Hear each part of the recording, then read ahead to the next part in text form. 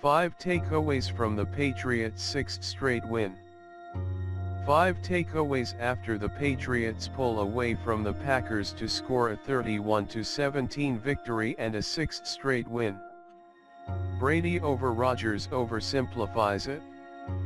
The allure of Sunday night's game for the national audience was the battle between Tom Brady and Aaron Rodgers, with two of their generation's elite quarterbacks trading possession of the football, and with the Patriots' victory will come the headlines that Brady outdueled his Packer counterpart.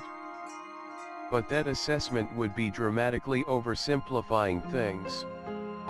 Brady and Rodgers were both fine. Brady finished 22 of 35 for 294 yards and a touchdown. Rodgers went 24 for 43, totaling 259 yards and 2 scores. Their passer ratings were 99 and 89.2, respectively. Per that measure, it was Brady's sixth best game of the season. Only one of Rodgers' 8 games has been worse. So Sunday was less of a duel than it was the Patriots overcoming a series of significant offensive injuries to take advantage of a Green Bay defense that has now allowed 29 to 31 points in 6 of its last 7 games, and the New England defense making improvements against a Packers attack that entered as one of the top 5 offensive units in football. To that end, the Pats held the Packers to 5.3 yards per play offensively, almost a full yard less than their season average coming in. They only had 1 sack, but a cast led by Adrian Claiborne and Trey Flowers kept the heat on Rodgers all night, and limited Green Bay to just 4 first downs after the Packers scored to tie the game at 17 on the first series of the second half. Without Rob Gronkowski, Sony Michel, and Shaq Mason, the Pats' offense was missing 3 key components that factor into every phase of their attack, and for a second straight week was struggling to finish drives. Brady, meanwhile, was uncharacteristically inaccurate early in the second half.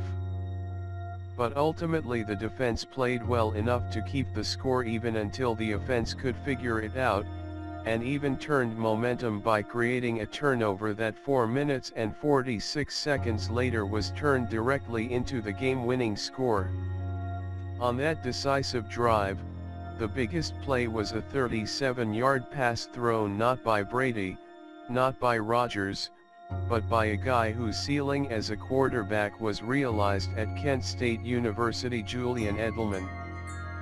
That was fitting on a night that came down to more than merely a couple of legends sharing the field. The defense played spectacular. 17 points against that offense is great, Brady said. That's a tough offense to defend. He can put the ball in a lot of tight spots. They got off the field on 3rd down, great rushing, it looked like they had to work for every yard. It was a great team win. Perfect timing for McDaniels. Although he was down his tight end, one of his primary tailbacks, and maybe his best offensive lineman, Sunday night was a good night for Josh McDaniels. It began right away, when the Patriots took the opening possession and appeared to have the perfect approach laid out, marching 59 yards in 10 plays, and doing it so smoothly that only once did the drive even get to 3rd down. Mixing the run with the pass, they started with a script that the Packers couldn't catch up with, moving along easily until capping it with a well-constructed bit of deception where they faked a jet sweep in one direction, then pitched the ball to James White going the other, and he followed Trent Brown 8 untouched yards to the end zone. It didn't look so easy after that, but when the Pats' defense tilted momentum by creating a turnover, McDaniels again responded to the moment perfectly. New England took over at its own 24, quickly picked up 3 first downs to get into Green Bay territory, and that's when McDaniels went to his bag of tricks and pulled out quite a treat.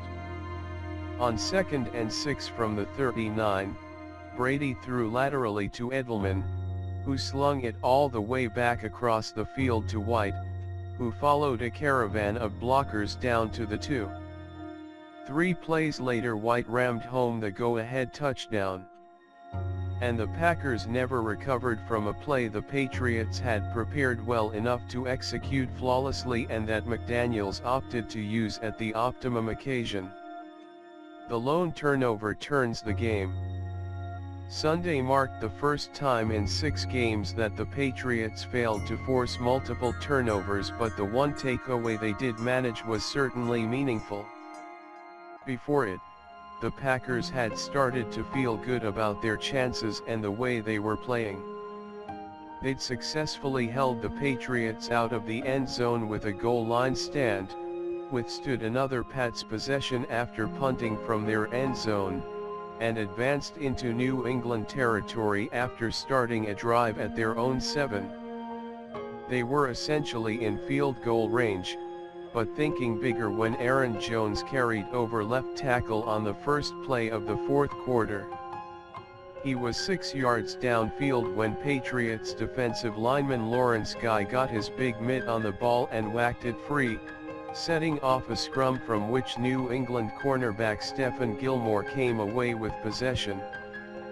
The Pats took over at the 24, and within the next 13 offensive plays had built a 14-point lead. There was a significant development on the other side of the turnover ledger, too. After giving the ball away 3 times against the Bears, the Patriots had coughed it up at least once in each of their first 7 games this season. They protected it at Buffalo last Monday, then did so again Sunday night. The links between ball security and success are undeniable, and finally the Patriots don't appear intent on challenge that convention. Red zone troubles.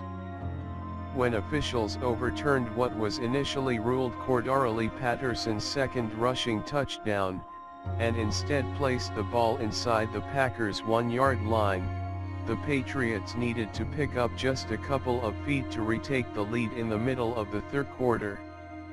They couldn't, though. And their failure to convert put on display the fact the Pats don't appear to have a reliable red zone target for Brady to look to in those turning point predicaments. Sunday night New England couldn't cash in on a couple of goal-to-go opportunities, and the first half of the season suggests that blaming it on the absence of Rob Gronkowski is far too simple an excuse because Gronkowski hasn't been much of a red zone factor at all. He hasn't scored since week 1, and that came from 21 yards out. For the season, Brady has only thrown to him in the red zone twice, per Pro Football Reference. Entering Sunday, White had been Brady's top red zone target, 12 passes, followed by Edelman, 8, but they were both blanketed on 3rd down after Patterson's touchdown was overturned, and so on 4th down the choice was to throw toward Josh Gordon in single coverage. Gordon slipped as he turned to adjust to the ball, and so the pass hit the defender and fell incomplete. It was Gordon's 4th red zone target since joining the Pats, only one has been completed. And it didn't result in a touchdown. If the Patriots can continue to run the ball effectively in short yardage situations, they should be